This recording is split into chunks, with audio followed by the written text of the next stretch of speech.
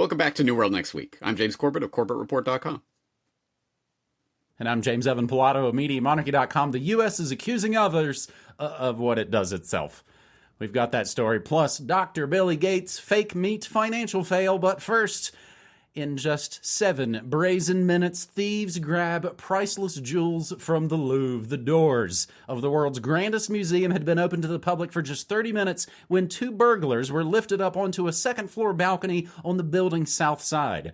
Their faces concealed, they rode a Mont Mobles, a truck-mounted electric ladder that is a common sight on the streets of Paris, where it's used to ferry bulky furniture through the windows of apartments. Once there, they used grinders to break a window, setting off security alarms, burst inside the gilded Galerie des Palais of the Louvre Museum, where a prized collection of royal jewels and crown diamonds is held in a succession of cases. They smashed 2 cases, sounded off more alarms, and snatched 8 precious objects, including a royal sapphire necklace, a royal emerald necklace and its matching earrings, and a diadem, ornamental headband worn by monarchs and others as a badge of royalty or local tradition. Always be learning in alternative media.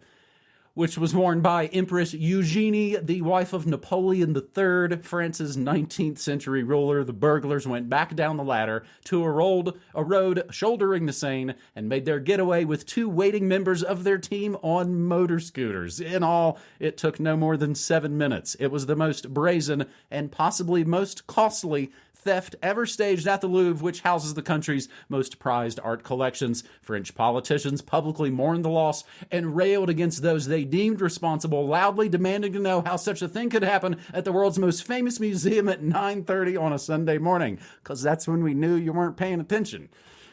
It seems like a scenario out of a film or a television series, says Ariel Weil, the mayor of central Paris, where the Louvre is located. Not only did it take place in broad daylight while the museum was open, Mr. Weil pointed at... That's Mr. Ariel Weil pointing out that the thieves walked off with some of the nation's crown jewels. Those are the most valuable thing, not just from a material point of view, but from a symbolic one, he said in an interview. A correction was made to this article on October 19th, 2025. An earlier version of this article misstated which item the Louvre robbers dropped in their haste to leave. It was a crown of Empress Eugenie's and not a tiara, which makes me think of the dudes moving pallets of gold under the World Trade Center buildings, and suddenly we're like, we gotta go. Why steal from the Louvre? It may have more to do with stones than art. Everything we know about the Louvre jewelry heist from the BBC and the Wikipedia entry 2025 Louvre robbery, a request that this article title be changed to 2025 Louvre heist, is under discussion. This article documents a recent burglary and may change rapidly. James, I really wish the news was more about jewel thieves and bank robberies. It just feels a lot more classy. Yeah. Old-timey at any rate, doesn't it? In fact, behind the banner, Sean was saying that he can't wait for the movie version to come out, and I think that's about right. Maybe Ocean's 15 after Ocean's 14 flops, inevitably. But yeah, there's a couple of things about this story. One is that in one of the stories that I was reading about this, they made the point that this isn't even the first, spectacular heist that's taken place at French galleries or museums recently. There's been a few of these. Which, of course, brings with it the ominous warning that we're going to have to start taking the security very seriously at these places. So watch for complete militarization of galleries and museums in France going forward. But beyond that, I really do wonder what these guys' endgame is, because you are clearly not going to be just selling, these priceless diadems and tiaras and crowns on the market, right? So I guess breaking it down into its constituent diamonds or whatever and selling those individually might be the only way you can make it. I don't know. What's the end game here? What's going on? You got any thoughts on that? That would... silly. But you know how I feel about things archived and things saved. I want everything saved, everything archived, everything kept forever and ever. I think it's... We were wondering today, I play, old-time radio on my Monarchy radio broadcast every day. That's 1 hour that I do.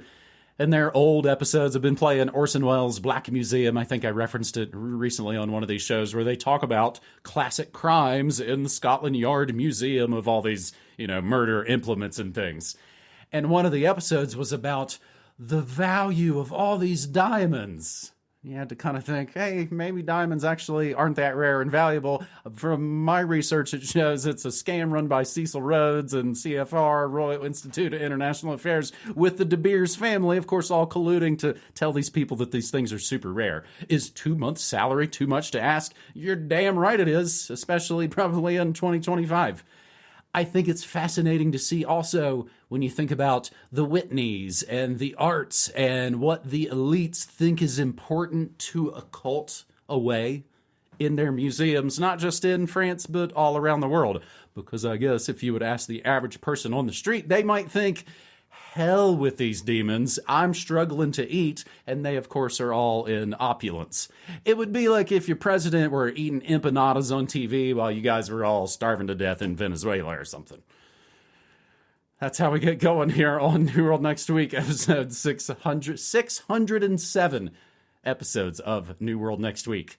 In other brazen daylight attacks, China accuses U.S. cyber attack on the National Time Center. James, I was worried we were going to have to start messing with the space-time continuum. China accused the U.S. National Security Agency of carrying out cyber attacks on its National Time Center, saying any damage to related facilities could have disrupted network communications, financial systems, and power supply. The Ministry of State Security alleged that the U.S. agency, NSA, had exploited vulnerabilities in the messaging services of foreign mobile phone brand to steal sensitive information from devices of the National Time Center staff in 2022. Hey, just be glad we didn't make all your, pagers all explode. It did not specify the brand. The U.S. agency also used 42 types of special cyber attack weapons to target the center's multiple internal network systems and attempted to infiltrate a key timing system between 2023 and 2024, it said in a post on WeChat, a Chinese social media platform.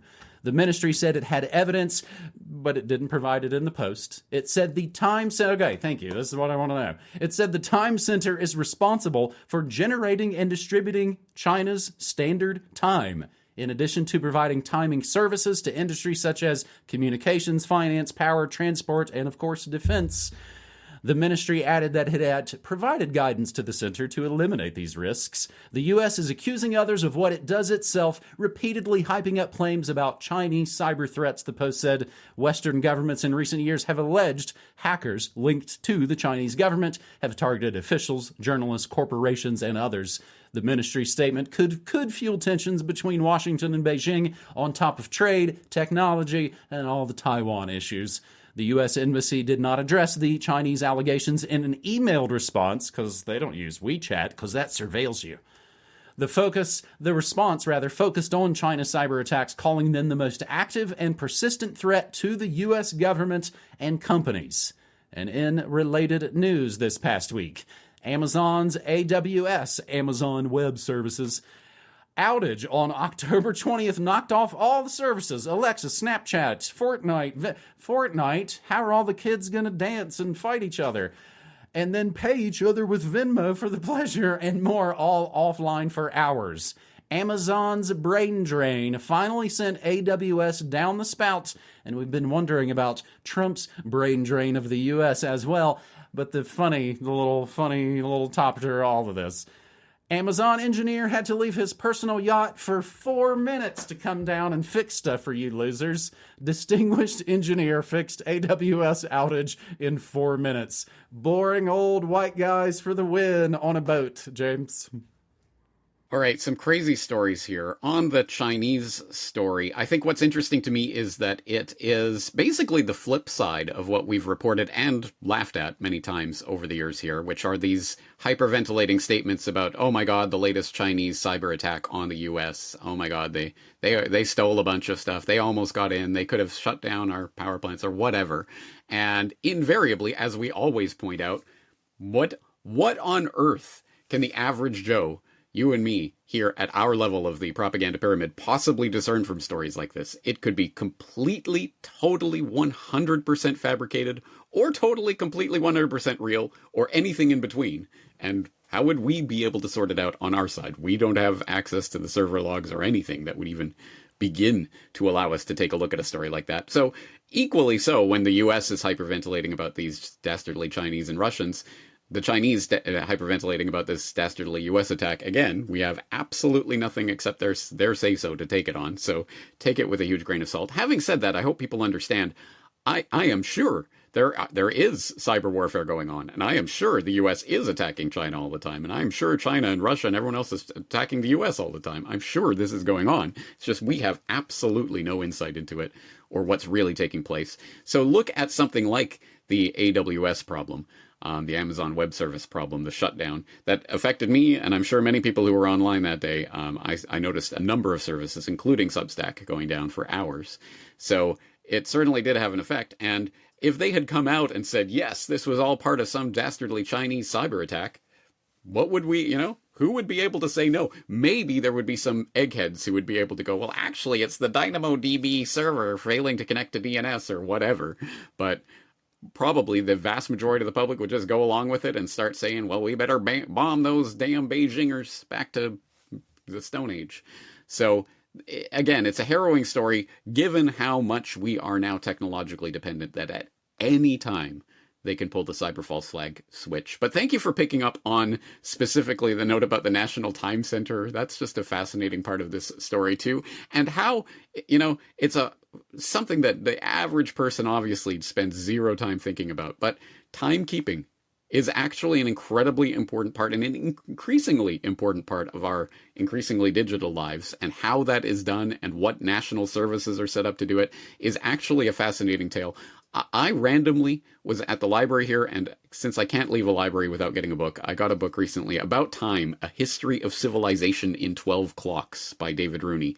And it's about different clocks from different time periods of human civilization and what they represented about the culture that created them and how the cultures used them and how it helped shape that civilization, etc. It's actually a really interesting book for any budding horologists out there. So anyway, I'll just throw that in as a little tidbit. I think I've always been a little obsessed with time, James. I have always liked wearing watches, even just from the sort of, accessories kind of feel. But I've always wondered, and what was my favorite movie as a kid growing up, like a bajillion other kids, Back to the Future. I made some reference, to the space-time continuum just earlier in this episode. I think that got it into my head a bit, and I also believe, unfortunately, being raised evangelical, God's going to come back and you're going to live forever in hell or in heaven. It's a lot of heavy stuff to lay onto a little kid. The closest correlation, James, I could think of someone like the time administration. We have here in the States, anybody that's ever worked in restaurants, there are people that will come around and double check that your scales that you use to weigh out your patties and make your sandwiches and base your menu and your prices all on is supposed to be set correctly. I was at work once when the dude showed up, and what did he have in his... He had the little metal, like the different weighted bits. I couldn't do it. I was just staring at him, watching him. Just like, this is kind of neat. It's weird government stuff, but it's a guy in a white lab coat who looks like he's coming in to cook. But yeah, he went and checked all our scales. And it's one thing for us to speculate about the events of JFK, 9/11, Charlie Kirk. When it's a real-world event, we can, for the most part, lay our eyes on and do more discernment and do more research.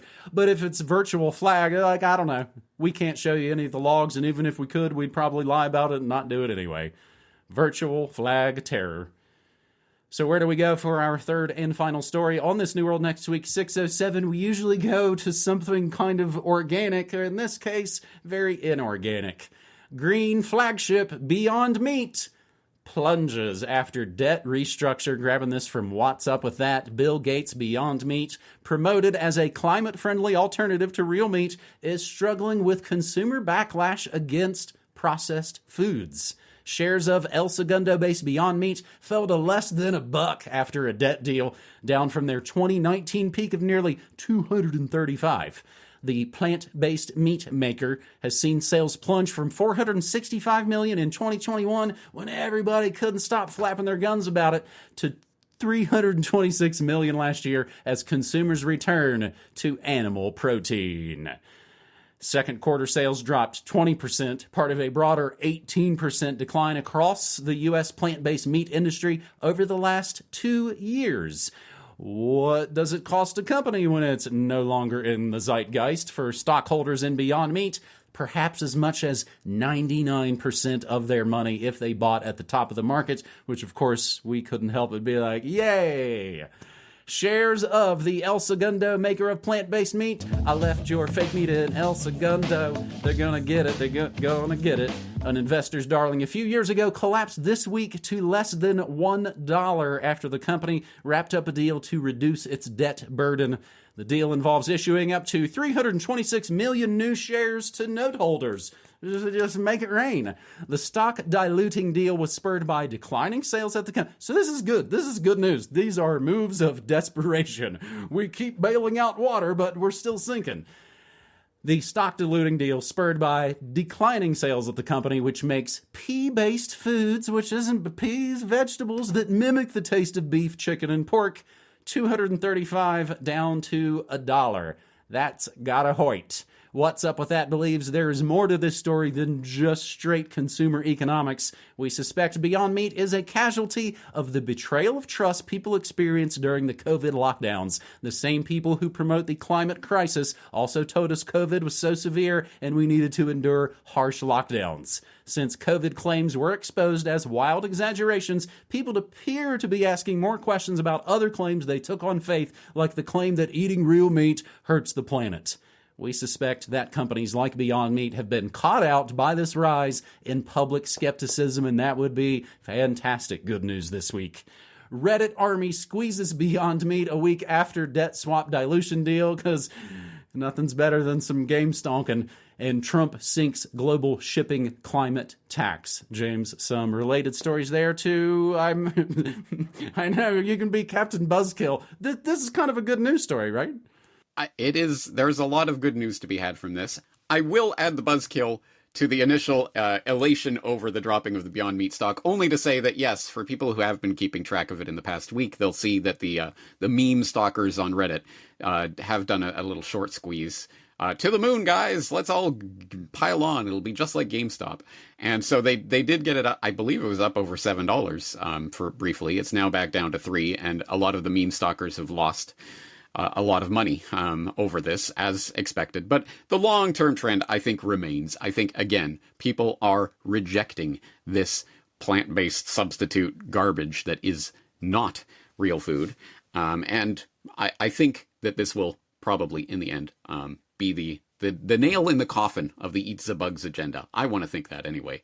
On the other story that we're just referencing there, the UN global shipping tax that has been, if not completely eradicated, at least postponed. So for people who don't know, the UN's International Maritime Organization, the IMO, was voting on something called the Net Zero Framework, the NZF, which was supposedly going to be this. I mean, it's not a tax, guys. It's just a penalty, a fine that we would impose on you if you go over your carbon limit for your shipping.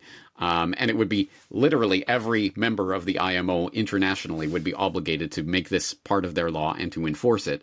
So it would, in effect, be a global tax, or at least the foot in the door for a global funding mechanism for the UN. And I've been screaming about this for years. When the UN gets its global carbon tax in whatever way it is, that is the cornerstone, the foundation for global government. And that's how they're going to get the tiny little wedge, just their foot in the door, and then the globalist beast enters. So for people who want more, I will direct them to the actual statement.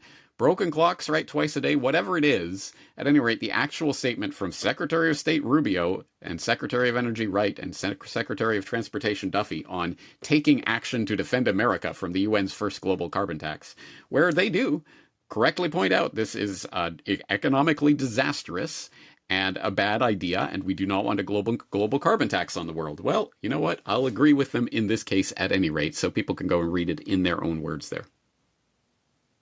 Sean Duffy, former MTV Road Rules contestant? Seriously. No, seriously. Okay. Transportation Secretary Sean Duffy is a former MTV Road Rules contestant. This is what we've gotten from Draining the Swamp, James. that's what welcome to, my last year on the Morning Monarchy. Going, okay, well, let me glance who's the new secretary of this and the blah, blah cabinet of that. Oh, my God. Thankfully, I'm old enough to have not watched the Real World episodes he was on. Now, I might be mixing up Beyond Meat and Impossible Meats. They're slightly different. They do have their own different personnel, but it's basically all GMO weirdness with imitation blood. That's a bit of the research I have gone into on the morning show, this weird fake GMO hemi blood. Because when you want to try and appeal to people who maybe don't want the slaughter of animals, but you got to get that fake blood, man. Again, there's all these sort of bad, just really bad ad campaigns. It's almost like they forgot how to meme. We run newworldnextweek.com. That is your source for all your Corbett and Monarchy goods, DVDs, merchandise, apparel, so to speak. And that keeps us fear-free and ad-free, as I like to say. You have never seen any advertisements on our work. People take James's work and re-upload it and add it to their channel. If you've seen ads on those are that's those third-party folks. I do get the exclusive audio of these New World Next Week episodes that I play after my Thursday Morning Monarchy that you can find at MediaMonarchy.com/listen. And speaking of brain drain, I'm playing Ramones and Pet Sematary this Friday night as part of my annual Monarchy movie marathon, Shocktober Surprise 5. And I even played, so as you can tell, it's not just a horror movie festival, played Orson Welles' The Trial, 1962, with Anthony Perkins. James, you did a film, literature, and New World Order, just kind of a short piece on that one.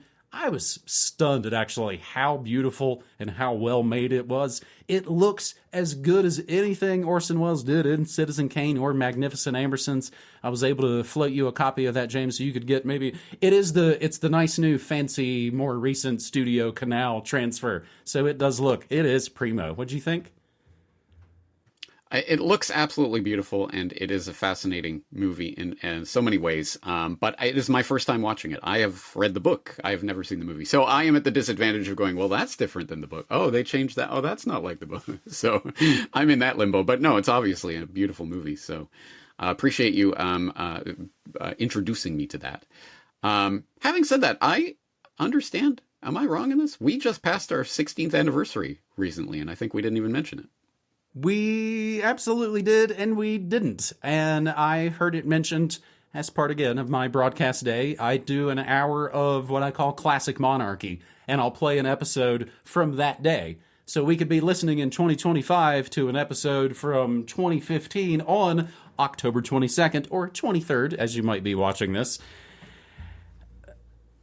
That's the thing, man, James. It's a lot. It shows me how much work we have done. Those classic hours, really, there are times you could listen to them and go, damn, I nailed it. Unfortunately, every freaking thing I said has all pretty much come to pass now. Maybe some of the names and places have been slightly changed to protect the innocent, but it's still pretty much the same story. And I guess I had always thought our anniversary was late in October, but it's actually a little bit early in October. So that is our 16th anniversary, James.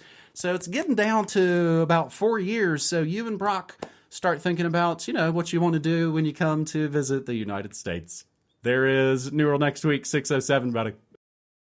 Let's just hope ice is on ice by then. Anyway, looking forward to it. Anyway, let's do it again next week. Talk to you then. You too, buddy. Take care.